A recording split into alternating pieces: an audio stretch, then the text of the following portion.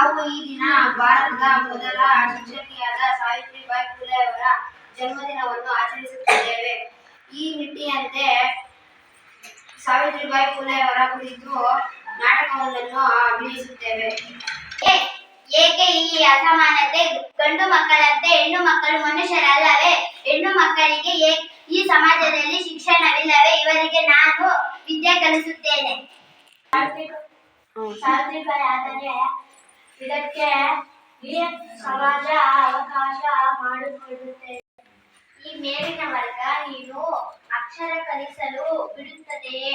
ಇದು ಬಹಳ ಕಷ್ಟವಾಗಿದೆ ಸಾವಿತ್ರಿಬಾಯಿ. ಎಷ್ಟೇ ಕಷ್ಟ ಬರಲಿ, ಅವಮಾನ ಆಗಲಿ ನಿಂದರೆ ನಾನು ಈ ಕಲಿಕೆ ಮಕ್ಕಳಿಗೆ ಕಲಿಸುತ್ತೇನೆ. ನೀವು ಓದುವ ಕೊಠಡಿಯನ್ನು ಸಿದ್ಧಗೊಳಿಸಿ ಊರಿನಲ್ಲಿರುವ ಹೆಣ್ಣು ಮಕ್ಕಳನ್ನು ಕರೆದುಕೊಂಡು ಬರುತ್ತೇನೆ. ಹಾಗೆ ಆಗಲಿ ಅಂತ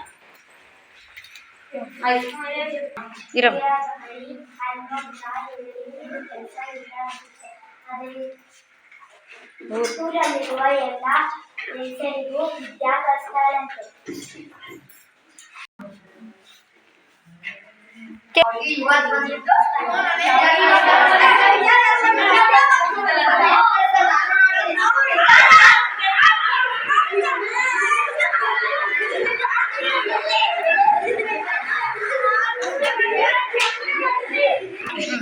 ಅಮ್ಮ ನಿಮ್ಮ ಮಕ್ಕಳನ್ನು ನಮ್ಮ ಶಾಲೆಗೆ ಕಳಿಸಿ, ನಾವು ವಿದ್ಯೆ ಕಲಿಸಿಕೊಡುತ್ತೇವೆ.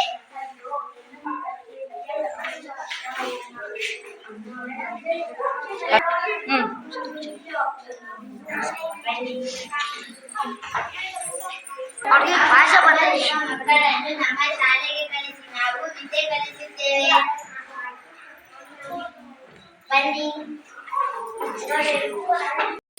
ಅನಾದಿ ಕಾಲದಿಂದ ಮುಚ್ಚಿದ ಅಕ್ಷರ ಹಾದಿ, ಪೆನ್ನೆಂಬ ಖಡ್ಗದಿಂದ ದಾರಿ ಮಾಡಿ, ಅಂಧಕಾರವ ತುಂಬಿದ ಬಾಳ ಬದುಕಿನಲ್ಲಿ ಗುರುವು ಸಿಡಿಲಾಗಿ ಜ್ಞಾನದ ಮಳೆ ಹರಿಸಿ, ಜಾತಿವಾದಿಗಳನ್ನು ಸೆಡ್ಡು ಹೊಡೆದು ಈ ನೆಲದ ಮೊದಲ ಅಕ್ಷರದ ನಿಯಾದೆ ಸಾವಿತ್ರಿಬಾಯಿ ಫುಲೆ. ಸಾವಿತ್ರಿಬಾಯಿ ಫುಲೆ, ಸಾವಿತ್ರಿಬಾಯಿ ಫುಲೆ, ಸಾವಿತ್ರಿಬಾಯಿ ಫುಲೆ.